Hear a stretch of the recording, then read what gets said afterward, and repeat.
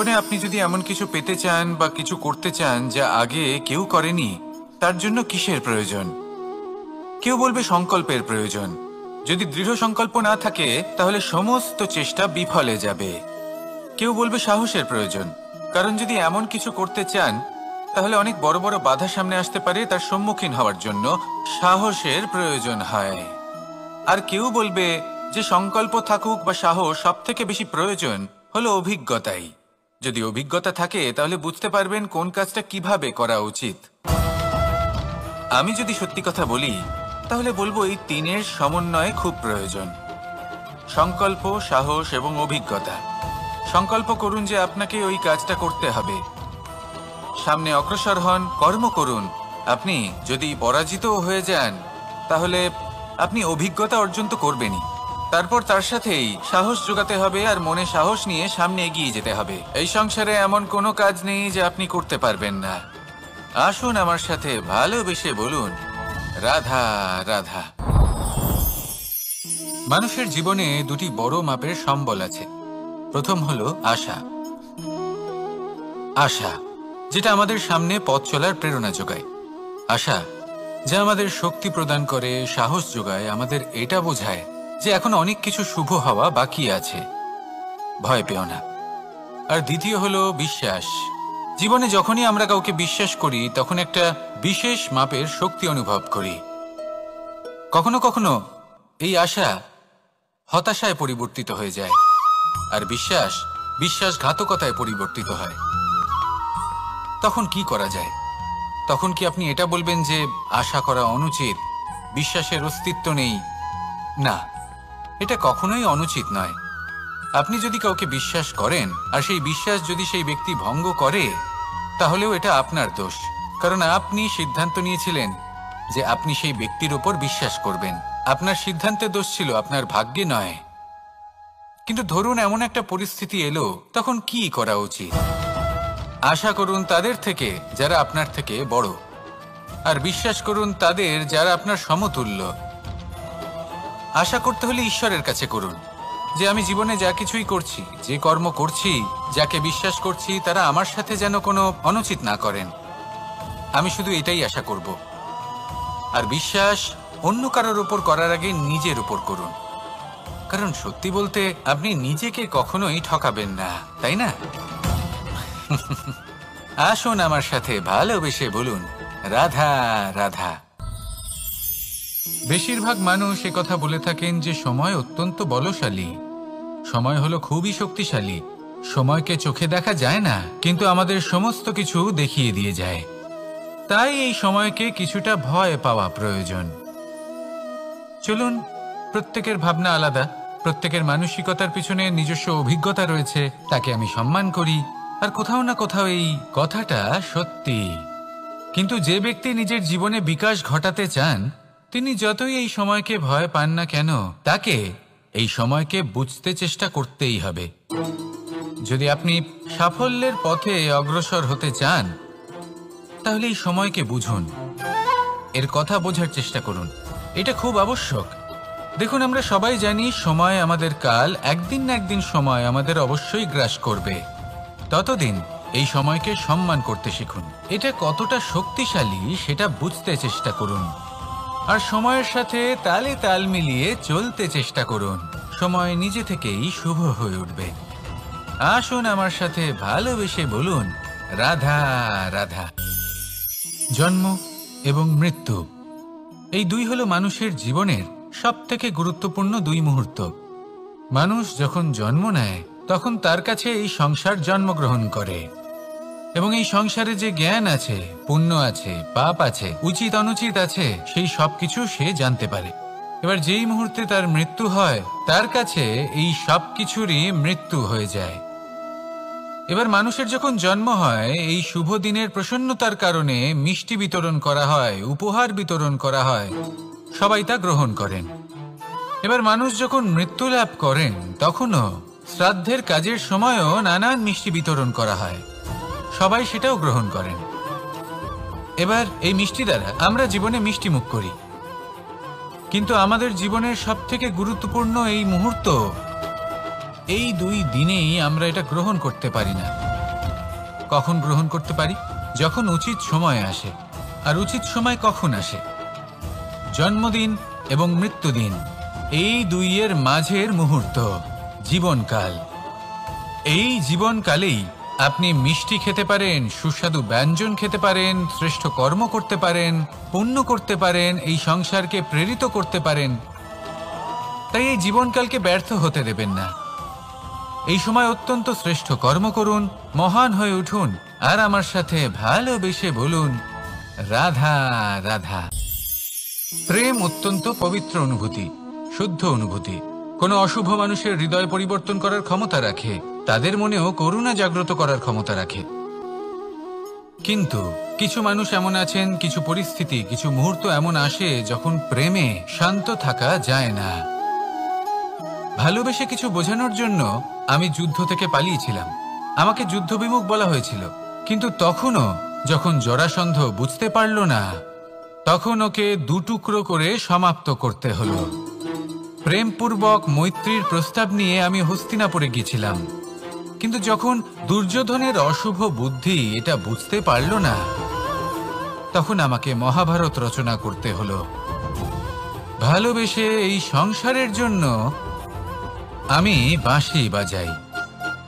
কিন্তু এমন কিছু মানুষ আছেন যারা প্রেমের ভাষা বুঝতে পারেন না। তাদের হাত থেকে এই সংসারে যে ভালোবাসা আছে তাকে রক্ষা করার জন্য আমাকে হাতে সুদর্শন চক্র তুলে নিতে হলো। এই সংসারে ভালোবাসা গুরুত্বপূর্ণ। এই সংসারকে যদি ভালোবাসা দিয়ে ভরিয়ে তুলতে পারেন, এই সংসার একটু বেশি সুন্দর হয়ে উঠবে, চারিদিকে প্রসন্নতা ছেয়ে যাবে। কিন্তু যখন এমন একটা সময় আসে যখন ভালোবাসা সংকটে পড়ে যায় আর তাকে রক্ষা করা অনিবার্য হয়ে পড়ে, তাহলে যদি তার জন্য কঠোর হতে হয় সেটা হন। যদি হাতে অস্ত্র তুলে নিতে হয় তা তুলে নিন। এই ভালোবাসাকে সুরক্ষিত রাখা প্রয়োজনীয়। আসুন আমার সাথে ভালোবেসে বলুন, রাধা রাধা। এই বৃহৎ বৃক্ষকে দেখুন, অত্যন্ত শক্তিশালী বৃক্ষ। এটা সবারই প্রিয়, তা সে ছোট হোক বা বড়, বৃদ্ধ হোক বা জোয়ান, সবাই ভালোবাসে এই বৃক্ষকে। আর সত্যি বলতে এই বৃক্ষ সবাইকে সেবা করে, সবাইকে ফল দান করে, সবাইকে ছায়া প্রদান করে। দূর থেকে দেখে মনে হয় এর কোনো পরিচর্যার প্রয়োজনই নেই, কিন্তু একজন কুশল মালী এইভাবে ভাবেন না। তিনি সময় অন্তরে খুব খুঁটিয়ে এই গাছ নিরীক্ষণ করেন, দেখতে থাকেন। যদি কোনো এমন শাখা থাকে যা রোগগ্রস্ত, তাহলে সেটা কেটে আলাদা করে দেন। যদি এমন কোনো শাখা থাকে যা মৃত, তাহলে সেটা আলাদা করে দেন। আর এইভাবে উপযুক্ত দেখাশোনা করার কারণেই এই বৃক্ষ এইভাবে সুস্থ হয়ে থাকে, সতেজ হয়ে থাকে, সবার সেবা করতে থাকে। আপনাকেও নিজের সাথে সেটাই করতে হবে। নিজের জন্য আপনাকে একজন কুশল মালী হয়ে উঠতে হবে, রক্ষা করতে হবে নিজের শরীরের, নিজের মনের। আপনার শরীর যদি রোগগ্রস্ত হয়ে পড়ে, তাহলে ওষুধ গ্রহণ করতে হবে। যদি এই মন কোনো এক কারণে বিচলিত হয়ে পড়ে, তাহলে তার থেকে নিজেকে মুক্ত করতে হবে। আপনি যদি নিজের যত্ন নেন, তবেই এই বৃক্ষের মতো হতে পারবেন। সেই বৃক্ষ যে সবারই প্রিয়, সবাইকেই সেবা করে। আসুন আমার সাথে ভালোবেসে বলুন, রাধা রাধা।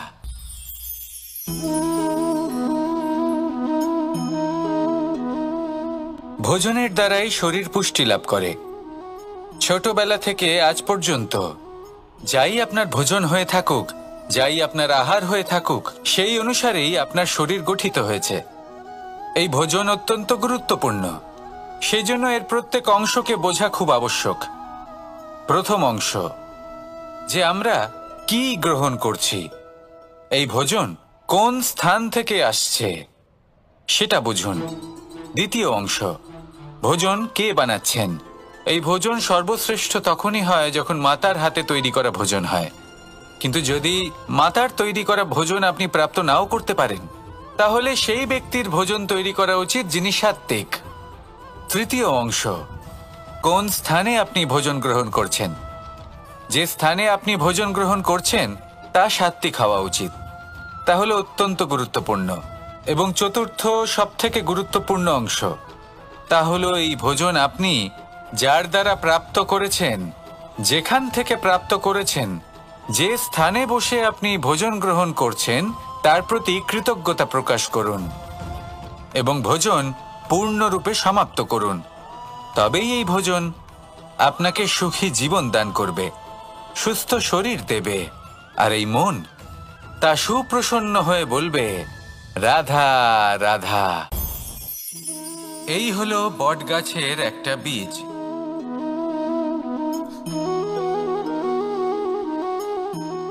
চলুন এটা রোপণ করা যাক, একটু জল দেওয়া যাক। এবার এখানে একটা বিশাল বটবৃক্ষ উৎপন্ন হবে, কিন্তু কিভাবে? এতে কে সাহায্য করবে? এটা সম্ভব কে করে দেখাবে? প্রকৃতি। আগে হ্যাঁ, এই সংসারে যা কিছু উৎপন্ন হয়, যা কিছু নষ্ট হয়, তার জন্য প্রকৃতি দায়ী হন। এই প্রকৃতির কারণেই তো রৌদ্র আসে, প্রকৃতির কারণেই বৃষ্টি হয়, জল পাওয়া যায়। তার কারণেই এই বটের বীজ তা এক বিশাল বটবৃক্ষে পরিণত হবে। কিন্তু একজন মানুষকে দেখুন, মানুষ বলবে এই বৃক্ষে আমার অধিকার রয়েছে। কেন? কারণ আমি এই বীজ বপন করেছি। এবার সমস্ত কাজ প্রকৃতি করবে আর সমস্ত শ্রেয় মানুষ নিয়ে যাবে। এটা কি উচিত? কখনোই নয়। এবার এর উত্তর প্রকৃতিতেই লুকোনো আছে। কখনো কোনো পাখিও এই বীজ রোপণ করে, সেখানে বৃক্ষ উৎপন্ন হয়, তাতে ফল আসে, সেই পাখি সেই ফল খায়, কিন্তু সেখানকার বাকি পাখি এবং প্রাণীদের সেই ফল খেতে বারণ করে না। সেই বৃক্ষের ওপর নিজের অধিকার প্রমাণ করতে চেষ্টা করে না, সবার মধ্যে ভাগ করে দেয়। আর এটাই আমাদেরও করা উচিত। যা প্রকৃতি থেকে আসছে তা আবার প্রকৃতিতেই ফিরে যেতে দিন। এটা অত্যন্ত প্রয়োজনীয়। পাখিদের মতো হতে চেষ্টা করুন, তবেই আপনার এই মন আকাশে উড়তে থাকবে আর সুপ্রসন্ন হয়ে বলবে, রাধা রাধা। কোকিলের ডাক শুনে আমার মন প্রফুল্ল হয়ে ওঠে। কোকিল হলো আমার অত্যন্ত প্রিয়। এরকমই আরো একটা পাখি আছে, কাক। একদিকে কাক, অন্যদিকে কোকিল। এদের মধ্যে বেশি পার্থক্য নেই, কিন্তু কোকিলের কণ্ঠ শুনে সবার মন প্রফুল্ল হয়ে ওঠে। কোকিল যখন সামনে আসে তখন মন শান্ত হয়ে যায়, যখন কাক সামনে আসে তখন মানুষ দূরে পালিয়ে যায়। এমন কেন হয়? কারণ হলো বাণী। কোকিলের বাণী অত্যন্ত মিষ্টি, অত্যন্ত মধুর। সেখানেই কাকের বাণী অত্যন্ত কর্কশ শোনায়, আর কর্কশ বাণী শোনা কেউ পছন্দ করেন না। আপনি নিজেকে জিজ্ঞেস করুন, কোনো ব্যক্তি আপনার সাথে কথা বললে তার বাণী মধুর হলে আপনার ভালো লাগে, আর যদি কর্কশ হয় তার থেকে দূরে চলে যেতে ইচ্ছে করে। তাই নিজের বাণীও এইভাবেই মধুর রাখুন, মিষ্টি রাখুন। এ আমারও খুব প্রিয়। আর এটা তখন হয় যখন মনে প্রেম থাকে। মনের মধ্যে প্রেম জাগ্রত করুন, বাণী নিজে থেকেই মধুর হয়ে যাবে। আর কৃষ্ণ নিজে থেকে আপনার কাছে আসবে আর আপনার সাথে বলবে, কি রাধা রাধা। এটা হলো ধান গাছ। এর থেকে যে চাল উৎপন্ন হয় তা মানুষ গ্রহণ করেন। আর এটা কি? এ হলো জংলি ঘাস। একবার ভেবে দেখুন, যদি এই জংলি ঘাস ধান গাছের আশেপাশে থাকে তাহলে কি হবে? ধান উৎপন্ন হতে পারবে? তা উৎকৃষ্ট হতে পারবে? আমরা কি তা গ্রহণ করতে পারবো? কখনোই নয়। এই জংলি ঘাস ধানকে নষ্ট করে দেবে, কিন্তু নিজে জীবিত থাকবে। এটাই হলো আজকের শিক্ষা। এই সংসারে যদি আপনি নীতির পথে চলতে চান, উচিত কর্ম করতে চান, সংসারকে সেবা করতে চান, তাহলে জংলি ঘাসের মতো ব্যক্তিদের থেকে সবসময় দূরে থাকতে হবে। সেই ব্যক্তি যারা দুর্নীতি এবং মিথ্যা দ্বারা পরিপূর্ণ, যাদের ব্যবহার অশুভ, যাদের অনেক অশুভ গুণ রয়েছে, তারা সঠিক নয়। সেই সকল ব্যক্তি যাদের চরিত্র অত্যন্ত দুষ্ট হয়, তারা হয় শুভ চরিত্রের ব্যক্তিকে একদম নষ্ট করে দেয়, নয় নিজের মতো বানিয়ে তোলে। তাই যদি আপনি নীতির পথে চলতে চান, এই সংসারের জন্য শুভ কর্ম করতে চান, তাহলে সেই সঙ্গ লাভ করুন যে সঙ্গ জ্ঞানে পরিপূর্ণ, যাদের মধ্যে অনেক গুণ আছে, যাদের থেকে প্রতিদিন কিছু শিখতে পারবেন। এমন ব্যক্তির সাথে জীবন অতিবাহিত করুন, দুরাচারীদের থেকে দূরে থাকুন। তবেই এই মন প্রসন্ন হয়ে বলবে, রাধা রাধা। প্রত্যেক প্রাণী ভালোভাবে জীবন যাপন করতে চান, এটা তাদের স্বভাবে আছে এবং ভাবাটা অনুচিত নয়। কিন্তু একটা ভালো জীবনের গুরুত্বপূর্ণ অংশ কোনটা? বসবাসের স্থান, সেই স্থান যেখানে আমরা জীবন অতিবাহিত করি। এবার মানুষ ভাবতে পারেন যে একটা ভালো বাসস্থানের অর্থ কি? সেই স্থান যেখানে সহজে জল পাওয়া যায়, যেখানে শুদ্ধ বায়ু পাওয়া যায়, যেখানে আনাজ উৎপন্ন হয়। এটা জীবনযাপনের জন্য পর্যাপ্ত বটে, কিন্তু ভালো জীবনযাপনের জন্য আরও একটা কথা আপনাকে বুঝতে হবে। সাধু, জ্ঞানী, পণ্ডিত ব্যক্তি, এই সকল মহাপুরুষ, এনাদের যে বাসস্থান তা অত্যন্ত বিশেষ হয়। এখানে এক ধরনের বিশেষ ইতিবাচক শক্তি থাকে, এমন একটা স্থান যেখানে দেবতারাও বিচরণ করেন। জীবন আমরা সবাই যাপন করি, কিন্তু জীবনের উদ্দেশ্য শুধুমাত্র জীবন যাপন করা নয়। জীবনের উদ্দেশ্য হল মুক্তি লাভ করা। আর এই সকল সাধু, জ্ঞানী, পণ্ডিত ব্যক্তি, এই সকল মহাপুরুষ আপনাকে মুক্তির পথে নিয়ে যেতে পারেন। কারণ এরা হলেন সেই মহাপুরুষ যারা নিজেদের অন্তরের বিকার, অহংকার, ক্রোধ, বিদ্বেষ, এই সকল দোষগুলিকে ত্যাগ করেছেন, এদের উপর বিজয় লাভ করেছেন। এমনই একজন ব্যক্তি আপনাকে মুক্তির পথে নিয়ে যেতে পারে। প্রয়োজন হলো শুধুই এনাদের চিনতে পারা, এদের কথা বুঝতে পারা এবং এদের দেখানো পথে চলা। যদি আপনি এটা করতে পারেন, তাহলে এই মন প্রফুল্ল হয়ে বলবে, রাধা রাধা। আমরা যখনই কোনো গাছের চারা রোপণ করি, তখন সবার আগে পরীক্ষা করে দেখি যে যেখানে আমরা চারা রোপণ করতে চলেছি সেখানকার মাটি আদৌ উর্বর কিনা, সেই মাটি সেই চারাকে বাড়তে সাহায্য করবে কিনা। যখন একটা চারা রোপণের আগে আমরা এত কিছু ভাবতে পারি, তাহলে কাউকে বিশ্বাস করার আগে আমরা কেন ভাবি না? জীবনে কখনো এই বিশ্বাসরূপী চারা কোথাও রোপণ করার আগে বোঝার চেষ্টা করুন যে যার ওপর আপনি বিশ্বাস করতে চলেছেন সে কি আদৌ আপনার বিশ্বাসের যোগ্য কি না। ভেবে দেখুন সেই ব্যক্তি ভবিষ্যতে গিয়ে আপনার বিশ্বাস ভাঙতে পারে কি না। এটাও ভেবে দেখুন যে যাকে আপনি বিশ্বাস করতে চলেছেন তাকে আপনি বিশ্বাস করলে নিজের জীবনের উদ্দেশ্যে আপনি অগ্রসর হতে পারবেন কি না। আর তার জন্য প্রয়োজন সঠিক সিদ্ধান্ত, পরখ করা, কোনটা উচিত কোনটা অনুচিত সেটা বোঝা। আর তাতে কিন্তু আপনি সন্দেহবাতিক হবেন না, তাতে আপনি আরো নিপুণ হয়ে উঠবেন।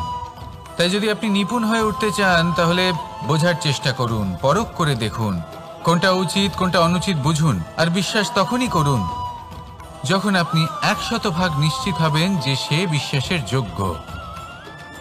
আসুন আমার সাথে ভালোবেসে বলুন, রাধা রাধা। প্রত্যেক মানুষ জীবনে সাফল্য কামনা করেন এবং তার জন্য নিরন্তর চেষ্টা করতে থাকেন, নানান ধরনের নীতি এবং পরিকল্পনা করেন। শুধু একটা বিষয় নিয়ে ভয়ভীত থাকেন, পরীক্ষার বিষয়।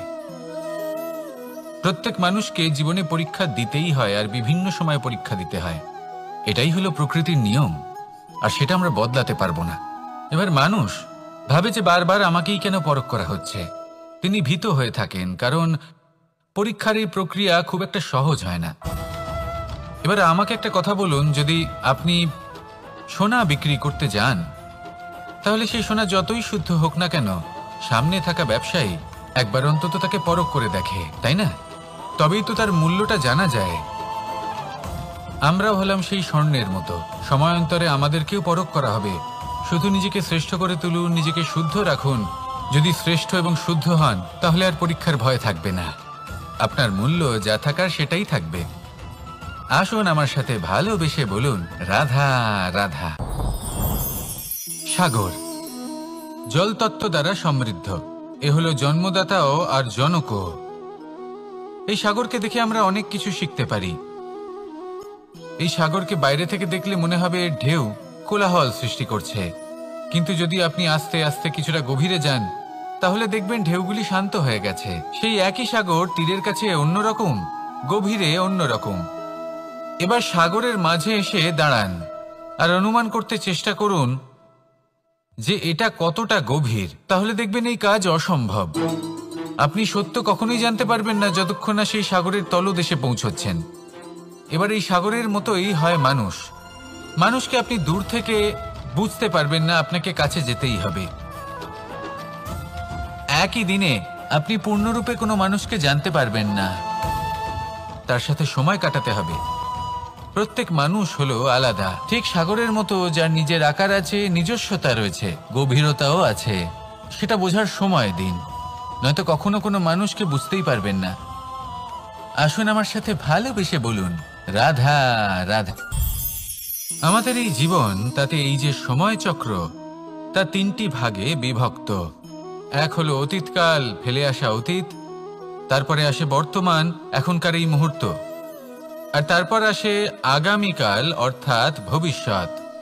এবার এখানে সবথেকে গুরুত্বপূর্ণ হলো অতীতকাল, ভবিষ্যৎকাল, ফেলে আসা অতীত এবং আগামী সময়। কেন? কারণ এই দুইয়ের উপর নির্ভর করছে যে আপনি বর্তমানে কি করতে চলেছেন। শুধু প্রয়োজন হলো সঠিক দৃষ্টিভঙ্গির। অতীতকালকে যদি আপনি একটি দৃষ্টিভঙ্গি থেকে দেখেন তাহলে অতীতকালে আপনি দুঃখও দেখতে পাবেন, যন্ত্রণাও দেখতে পাবেন।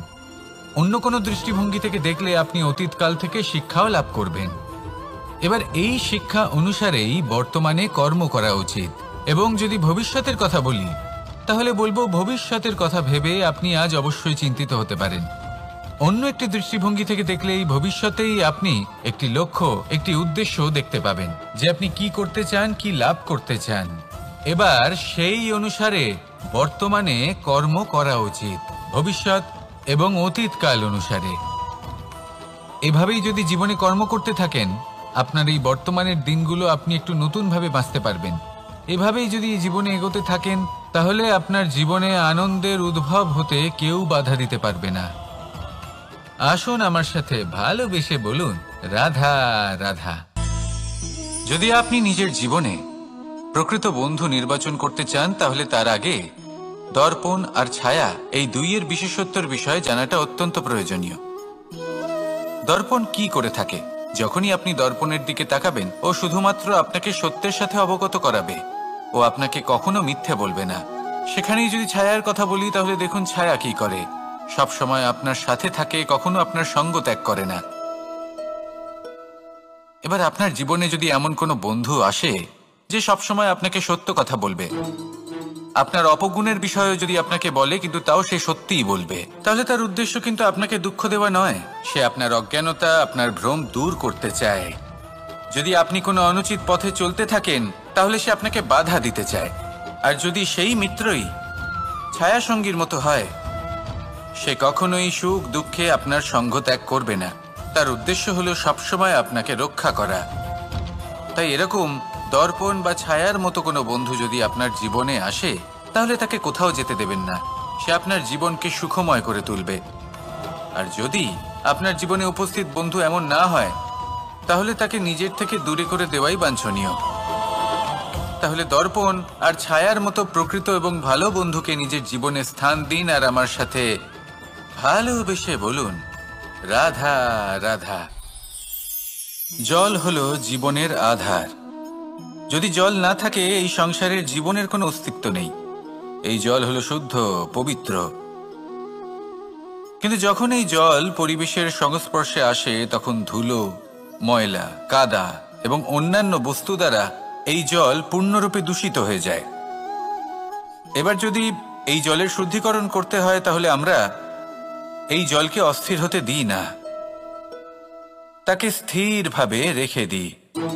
আর সেটা করলে সেই জল নিজে থেকেই সকল অশুদ্ধি ত্যাগ করে দেয়, নিজে থেকেই নিজেকে শুদ্ধ করে তোলে। এটা কিন্তু আমাদের মনের সাথেও হয়ে থাকে। এই সংসারে এত সমস্যার সম্মুখীন হয়েও কোথাও না কোথাও আমাদের এই মন মলিন হয়ে যায়। এতে নেতিবাচক ভাব জাগ্রত হয়, সেই মুহূর্তে আপনি কোনোভাবে রাগ করবেন না, মন খারাপ করবেন না, তাড়াতাড়ি কোনো সিদ্ধান্ত নেবেন না, কোনো প্রতিক্রিয়া দেবেন না। শুধু নিজের এই মনকে শান্ত করে রাখবেন, শান্ত মনে দিন যাপন করবেন। যদি এটা করেন তাহলে আপনি নিজে থেকেই বুঝতে পারবেন যে কি কি অশুভ ভাব আপনার মধ্যে জাগ্রত হয়েছে আর কি কি শুভ চেতনা আপনাকে জাগ্রত করতে হবে। আপনি নিজে থেকেই এমন পথ খুঁজে পাবেন যার দ্বারা এই অশুদ্ধি আপনি ত্যাগ করতে পারবেন। আসুন আমার সাথে ভালোবেসে বলুন, রাধা রাধা। এমন অনেক মানুষ আছেন যারা আমাকে ভগবানের পরিভাষা জানতে চান, যে ভগবান আসলে কি, তিনি কেমন। এবার দেখুন, ভগবান হোক বা আপনার স্বপ্ন হোক বা আপনার লক্ষ্য হোক না কেন, সেই লক্ষ্য তখনই পূর্ণ হয়, তখনই তাকে লাভ করা সম্ভব যখন আপনার দৃষ্টিভঙ্গি মঙ্গলময় হয়, যখন আপনি নিজে মনে করবেন যে আমি যেটা পেতে চাইছি তা শুভ। উদাহরণস্বরূপ, কোনো পাখিকে দেখুন, সে গাছের ডালে বসে এবং সেখানেই বিশ্রাম করে, কিন্তু পড়ে না। কেন? কারণ ওর বিশ্বাস যে যে শাখার উপরে ও বসে আছে সেটাই হলো ওর বাসস্থান। যদি আপনি বিশ্বাস করেন তাহলে আপনি পাথরের মধ্যেও ভগবান দর্শন করতে পারবেন। আর যদি বিশ্বাস না থাকে তাহলে যদি ভগবান সামনে দাঁড়িয়েও থাকে তবেও আপনার বিশ্বাস হবে না। তাই বিশ্বাস করতে শিখুন। এই বিশ্বাসের আধারেই আপনি সেই সব কিছু পাবেন যা আপনি পেতে চাইছেন। আসুন আমার সাথে ভালোবেসে বলুন, রাধা রাধা।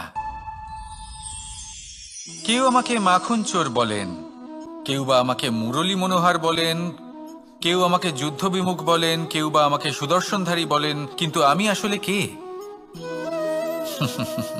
আসুন, আজ আমি আপনাকে আমার আসল পরিচয় জানাবো। বাড়িতে সুস্বাদু মাখন থাকা সত্ত্বেও গোপীদের কাছে সুমধুর ভালোবাসাপূর্ণ বকুনি খাওয়া যে ভালোবাসে সেই হলো কৃষ্ণ। আঙুলে সুদর্শন চক্র থাকা সত্ত্বেও যে রথের লাগাম ধরে থাকবে সেই সিদ্ধান্ত নিয়েছে সেই হলো কৃষ্ণ। দ্বারকার মতো অনন্য রাজমহল থাকা সত্ত্বেও সুদামার মতো সখা যার অত্যন্ত প্রিয় সেই হলো কৃষ্ণ।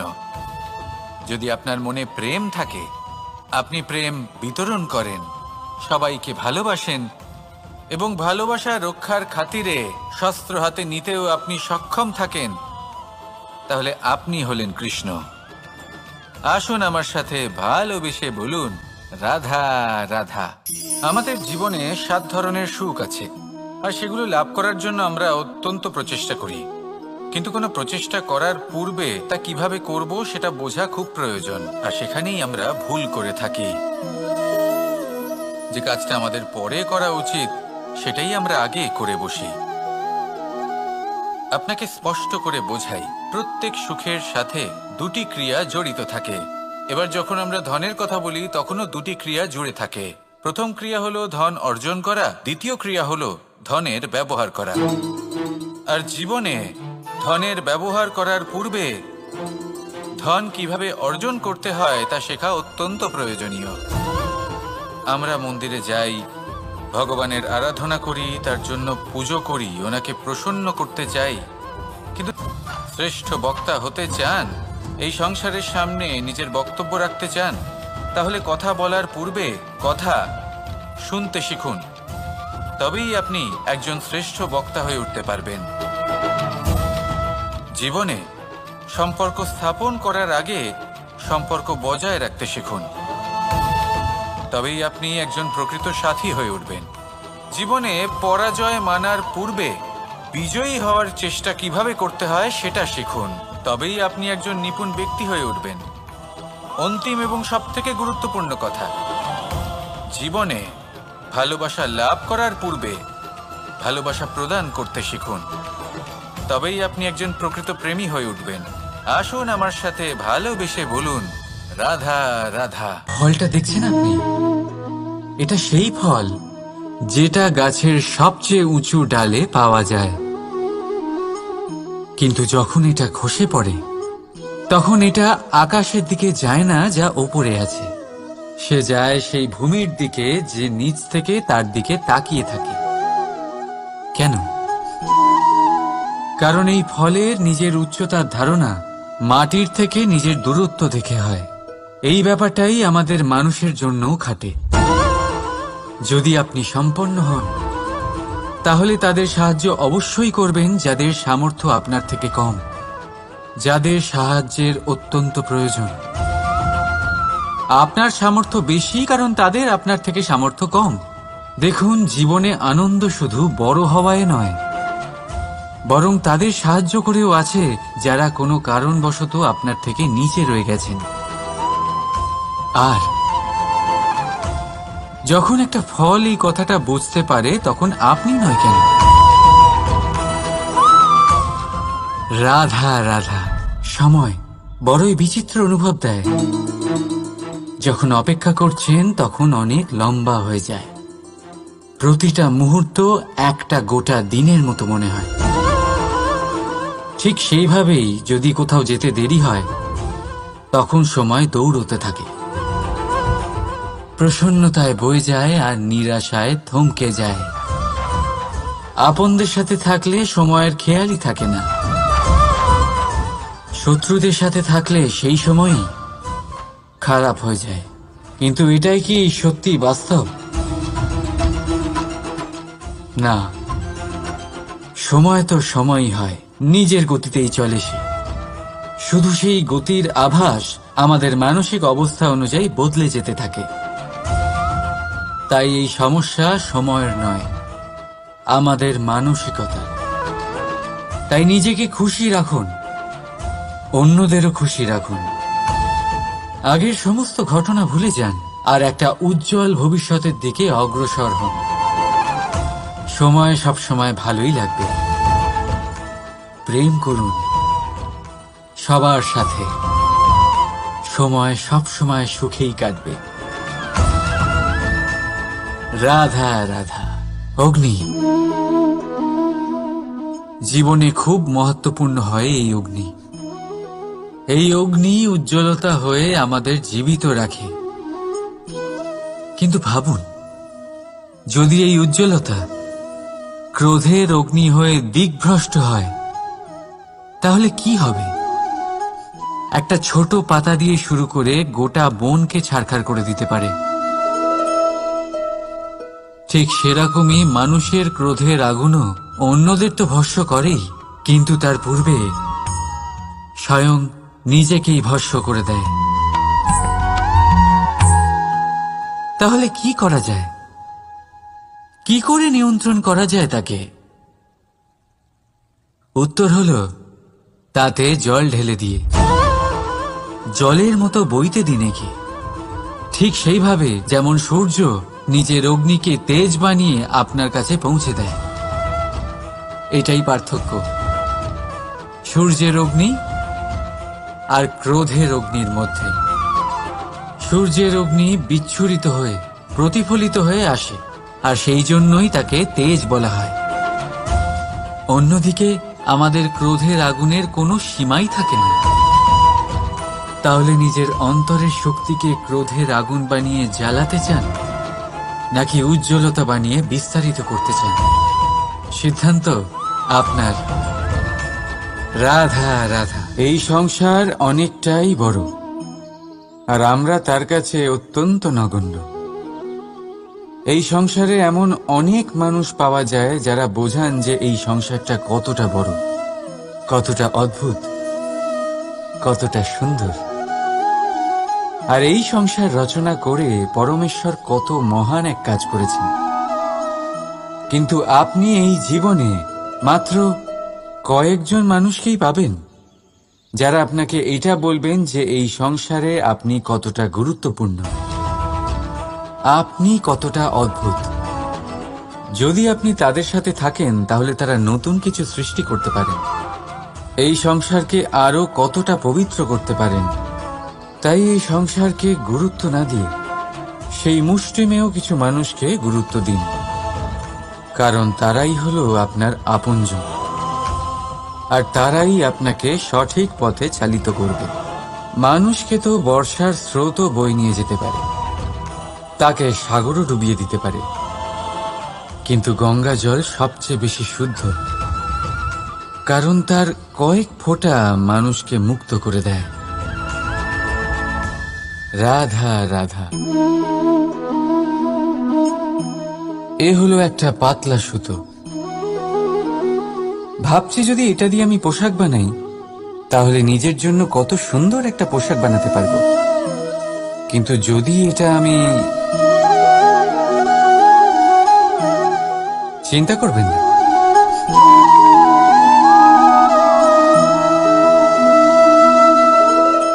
দেখুন এই সুতো জোড়া লেগে গেল। শুধু পার্থক্য হচ্ছে এটাই যে আগের মতো এটা আর সরল নেই, আর এটার দৈর্ঘ্য আগের থেকে কিছুটা কমে গেছে। এই সংসারে প্রেমের সাথেও ঠিক এটাই হতে পারে। প্রেমের এই সুতো যা দুই মানুষকে একসাথে বেঁধে রাখে, অহংকার আর স্বার্থের আঘাত সে সহ্য করতে পারে না, ছিঁড়ে যায়। চেষ্টা করলে আবার এই সম্পর্ক হয়তো জোড়া লাগতে পারে, কিন্তু তা আগের মতো কখনোই থাকে না, কারণ মনে গিঁট পড়ে যায়। সেই জন্য প্রেমকে স্নেহের সাথে সামলে রাখুন, অহংকার আর স্বার্থের থেকে দূরে থাকুন। রাধা রাধা। আগুন কি করে? জ্বালায়। সেটা কাঠই হোক, কয়লা হোক, বস্ত্র হোক, যাই আপনি আগুনে দেবেন তা ভস্ম হয়ে যাবে। কিন্তু সোনা, যদি আপনি সোনা আগুনে ফেলেন তাহলে তা কুন্দন হয়ে নিজের অস্তিত্ব তৈরি করে। যদি আপনি লোহা গরম করেন তাহলে তা ইস্পাত হয়ে যায়। কেন আপনার সাথে কোনো অনিষ্ট করতে পারবে না। রাধা রাধা। মানুষের জীবন কি? আপনি বলতে পারেন জন্ম আর মৃত্যুর মধ্যেকার সময়। আর মৃত্যু কখন হয়? যখন মানুষ শ্বাস নেওয়া বন্ধ করে দেয়, হাত পা নাড়ানো বন্ধ করে দেয়, ভাবা ছেড়ে দেয়। এমনটা নয়, মানুষের অন্তর। তার মৃত্যু তখনই হয় যখন তার অন্তরের করুণা শেষ হয়ে যায়। করুণা সেই ভাব যা মানুষকে মানুষ করে তোলে, যা এক মানুষকে আরেক মানুষের কষ্টে তার প্রয়োজনীয়তা অনুভব করে, আর সেটাই তাকে শক্তি দেয় অন্য কাউকে সহায়তা করার জন্য, তাকে পাত্র করে এই সৃষ্টির নিয়ন্তা হবার জন্য। দেখুন, এই সংসারে মৃত্যু কেবলমাত্র একবারই হয়, তাই তার আগে কেন মরব? এই করুণাকে কেন মারব? নিজের মনুষ্যত্ব বজায় রাখুন, মৃত্যুর পরেও আপনি জীবিত থাকবেন। রাধা রাধা। এটা হলো সূচ, আর এটা হলো তলোয়ার। এবারে আপনারা বলুন, আপনাদের দৃষ্টিকোণ থেকে এই দুই বস্তুর মধ্যে কোনটা বেশি শক্তিশালী আর গুরুত্বপূর্ণ হতে পারে? আপনি বলবেন তলোয়ারই সবচেয়ে শক্তিশালী বা গুরুত্বপূর্ণ। আচ্ছা, মানলাম যে তলোয়ার বেশি ভারী হয়। তলোয়ার আপনাকে যুদ্ধে বিজয়ী করে, যুদ্ধে শত্রুর বিনাশ করে, কিন্তু তলোয়ার দিয়ে আপনি কখনো আপনার বস্ত্র সেলাই করতে পারবেন না। যদি আপনার পায়ে কাঁটা ফুটে যায় তা আপনি তলোয়ার দিয়ে বের করতে পারবেন না। আপনাকে সূচের ব্যবহার করতেই হবে।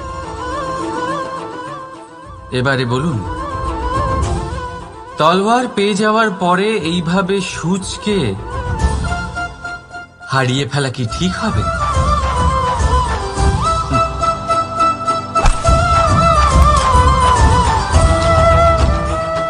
ঠিক সেইভাবেই জীবনে সম্পন্ন বন্ধু পাওয়ার পরেও আপনার সেই বন্ধুদের হারাবেন না যারা কম সম্পন্ন, দরিদ্র। কারণ তারা আপনার সাথে তখন ছিলেন যখন আপনি কিছুই ছিলেন না, আর জীবনে দরকার পড়লে তারাই আপনার কাজে আসবে, সম্পন্ন বন্ধু নয়। তাই যাকে ভালোবেসেছেন তার সাথে বন্ধুত্ব পালন করুন, চিত্ত আনন্দে জেগে উঠবে। রাধা রাধা।